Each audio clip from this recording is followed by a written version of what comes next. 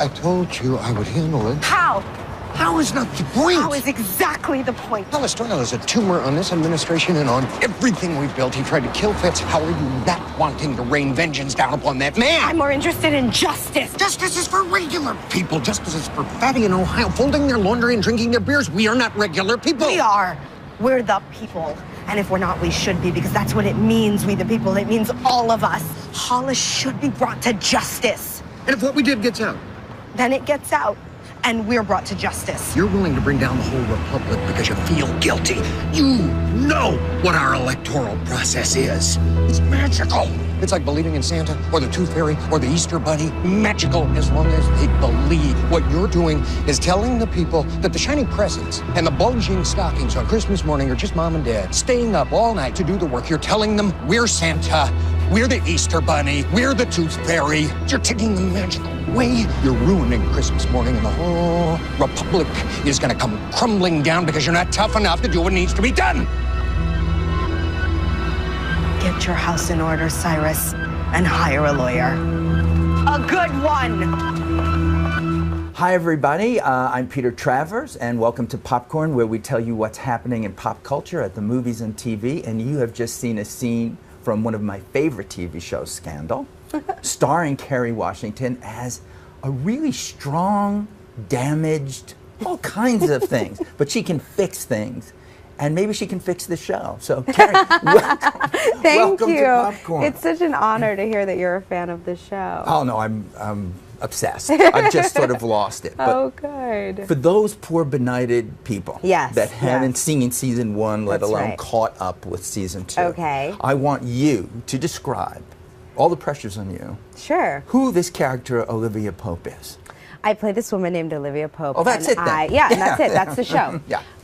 And she is at the helm of Pope and Associates.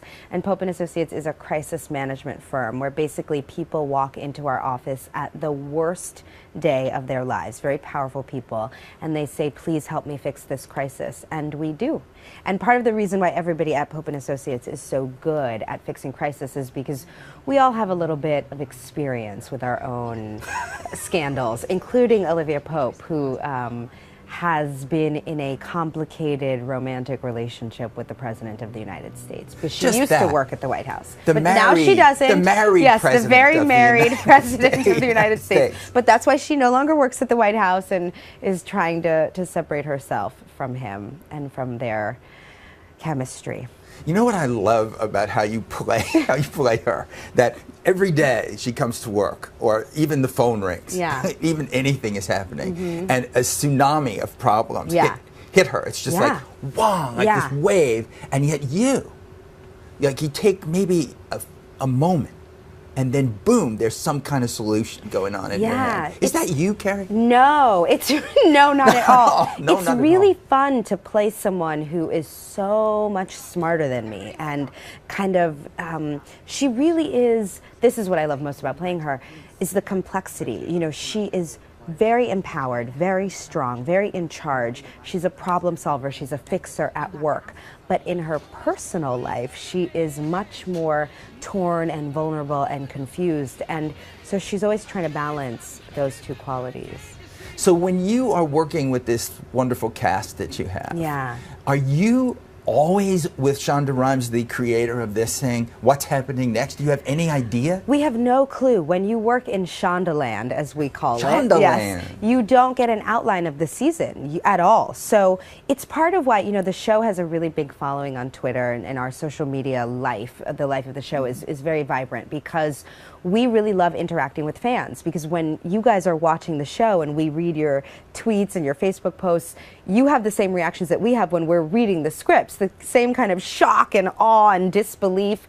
And so it's fun to experience that with the fans, because that's what we have week after week. Well, that's great, but at the same time, I would be wanting to know. Like, when I tweet, it's always with, what? Huh? She did what?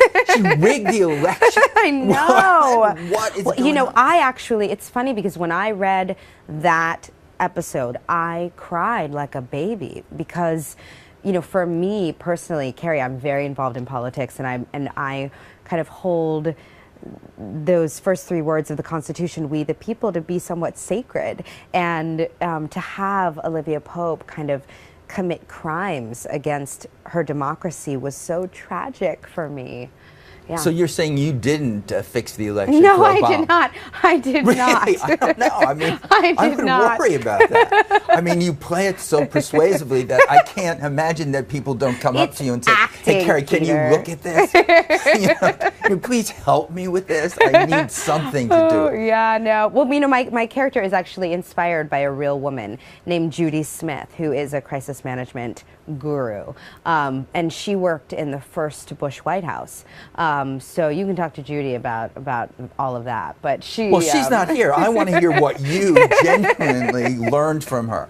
Or are you just, because Shonda is so in control of that, I can't think you would meet with Judy and say, I do. "This will be the next." Well, we don't decide. What the writers do, which is so much fun, is the writers kind of let their imaginations soar. They come up with the most scandalous situations that they can think of, and then they call Judy and say, "Okay, what would you do? How would you fix it?"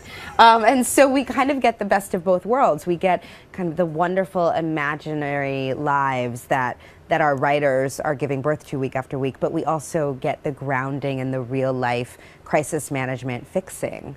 I always wonder how you people who do TV series, when you say you can't tell, how are you punished? What goes on? Is there a room you get that fired. Shonda has? You get fired. Really? Is it in a You contract? get fired. We've had some pretty tough talking tos about spoilers that weren't supposed to get out. So we are under strict advice to maintain secrecy. It startled me when I was told the fact that there hasn't been an African-American actress top-lining a network TV show in 4 decades. Yeah. Really? Yeah, I mean, not in my lifetime. So I wasn't even born the last time there was a black woman in a lead on a network drama. So it is kind of, I wasn't aware of it either when I signed up to do the job. I knew that I had never seen anything like this before, but I didn't know. But when you hear it, it all goes in your head, and you're pretty saying, amazing. "That's correct. That's not happening." Yeah. So do you wear that mantle of responsibility? I actually have a crown that says crown. "First in 40." No, no. I didn't feel pressured per se. What I felt like was the pressure was on the American people. You know, were we as a country and now as a world, because the show is now on the air all over Europe and Australia, and so were we as a world going to show up and allow for our lead characters, our heroes, to look like more than one kind of person? You know, were we ready to be inclusive in our storytelling? And I'm really so excited that the success of the show says that we are, that as a culture we've come to a place where we are willing to sit at home and watch stories about people that look like, that people that are from all different races and genders and ethnicities. A lot more women in this world would speak very good German if they had Christoph Waltz and Leo DiCaprio as their German tutors. That's right, his mom is very German. I forgot that. inspiring.